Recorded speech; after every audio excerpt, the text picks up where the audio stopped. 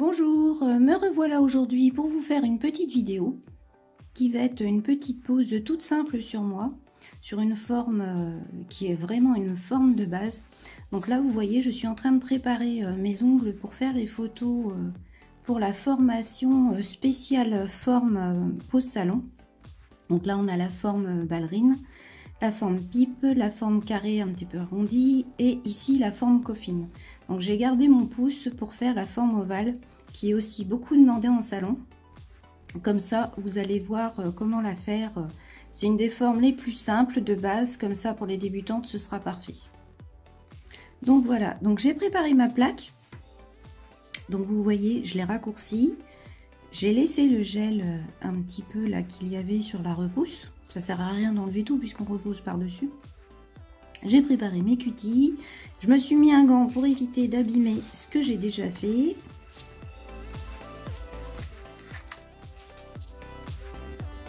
Pour celles qui se demandent pourquoi je mets un gant avec juste un doigt de libre, en fait c'est pour ça.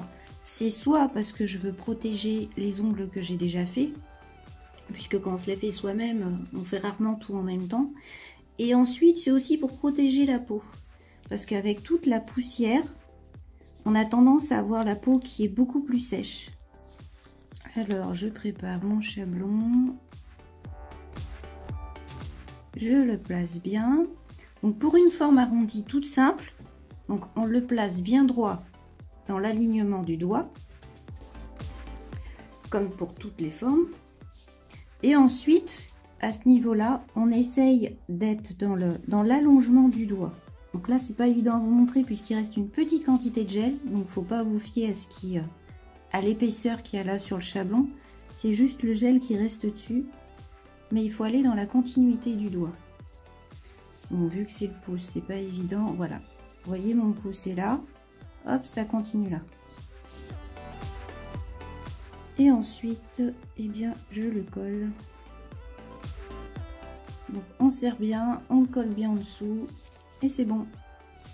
Donc ensuite, le nail prep. Une fois que c'est sec, on prend le primer qu'on pose que sur l'ongle naturel.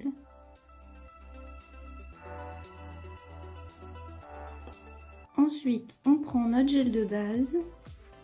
Donc là, c'est la base Nailish que j'utilise.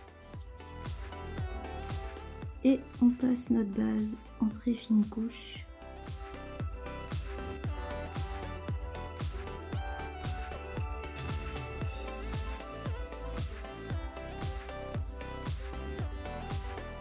Et on catalyse. Donc ensuite, on prend un gel pour faire l'allongement. Donc là, j'ai pris un gel monophase ongles 24, c'est le Compact Flex, parce qu'il faut que je le finisse.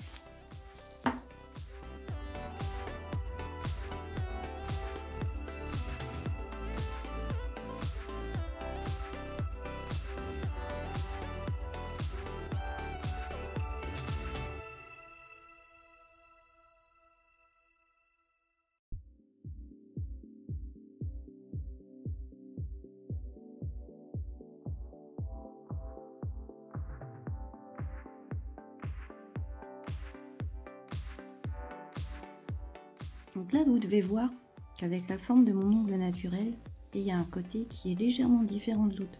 Donc ça, c'est tout à fait normal. Le but, justement, c'est de corriger la forme naturelle de l'ongle.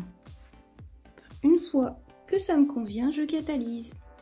Donc une fois catalysé, on peut se débarrasser du chablon qui est gênant. Alors, pour la construction, je reprends une boule en évitant les bulles.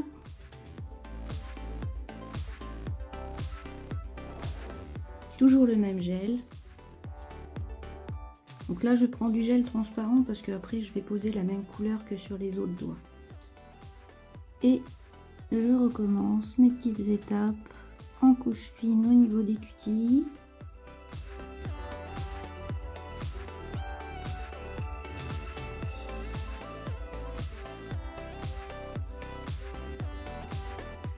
Et ensuite, eh bien, je m'occupe de mon bombé et de ma forme.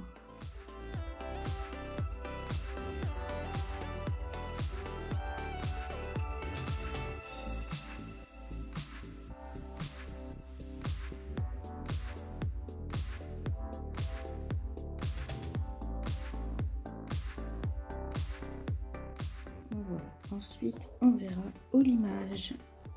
Donc je catalyse. Donc voilà, c'est catalysé. Donc je dégraisse.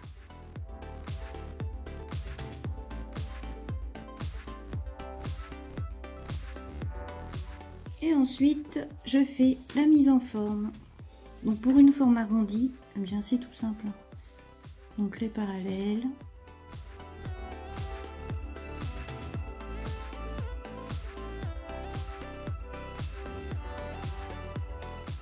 Donc là, vous voyez, c'est un petit peu plus proche de l'amande que de l'arrondi, vraiment arrondi. Donc on va le raccourcir un petit peu pour que ça fasse encore plus arrondi.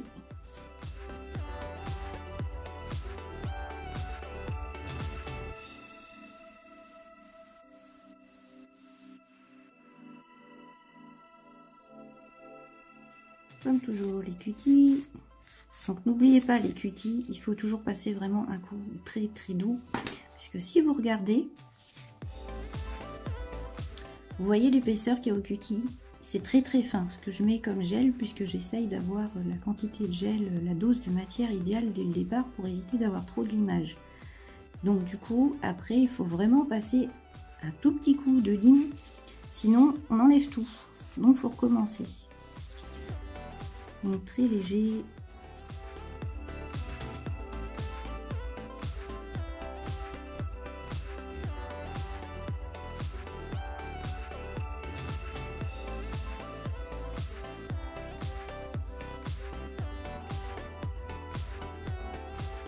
Donc là sur mon plateau je passe vraiment un tout petit coup puisque je trouve que la forme est bien réussie.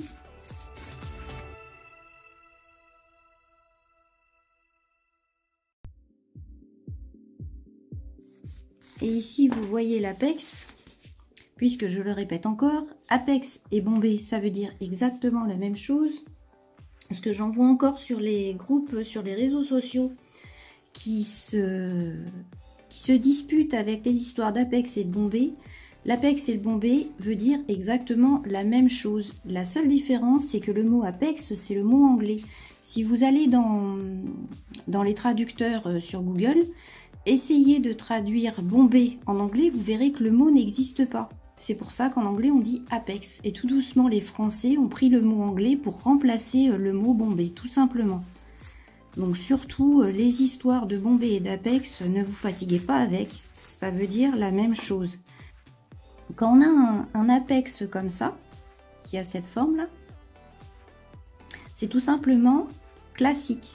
On appelle ça un bombé classique ou un apex classique. Quand l'apex se trouve plus par là, qu'on a on a l'impression qu'il y a plus de matière au niveau ici des cuticules et qu'ici c'est plus droit, on appelle ça un bombé moderne ou un apex moderne. C'est en fait juste ça la différence, moderne ou classique. Mais après il n'y a pas d'histoire où les deux mots veulent dire quelque chose de différent, c'est pas vrai.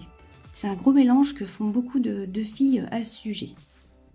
Et au niveau justement des formations internationales, on le voit bien. Les Anglais appellent tout ça apex.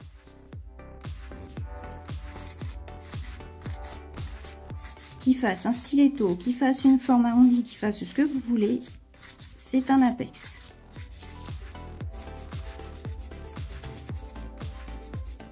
Donc désolée, là je lime un petit peu bizarrement, mais je suis vraiment pas à l'aise.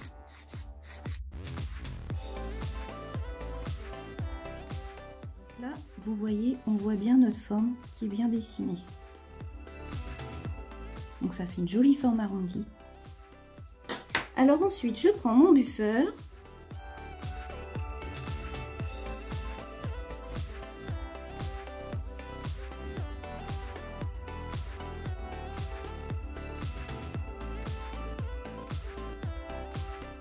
On enlève bien la poussière. Donc faites attention à enlever bien toute la poussière qu'il y a partout sur le plan de travail pour éviter d'avoir des petits grains qui vont se coller sur votre couleur. Alors je prends mon petit rose.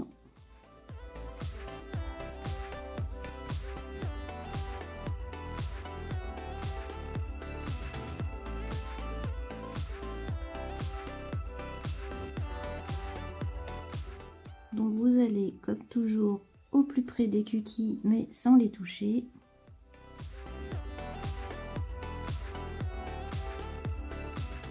Vous lissez bien. Quand ça vous plaît, vous catalysez. Et vous recommencez jusqu'à ce que ça vous plaise. Donc là, vous voyez, c'est pas couvrant du tout. Donc je mets 2 couches, voire 3.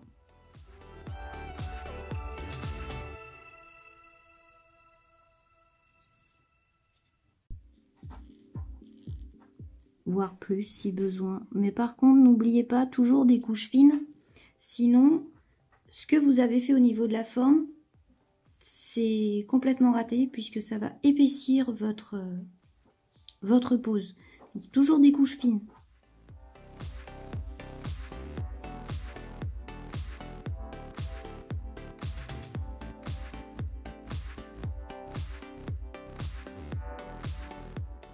Et entre chaque couche, bien sûr, vous catalysez. Et à la dernière couche, je catalyse bien comme il faut. Et ensuite, pour finir, évidemment, je passe mon gel de finition. Donc là, c'est le ongle 24 Quick Finish.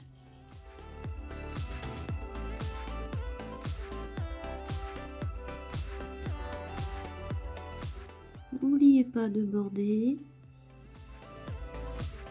Et ensuite, je catalyse pendant 90 secondes. Donc une fois que c'est catalysé, évidemment, on finit toujours par une huile cuticule.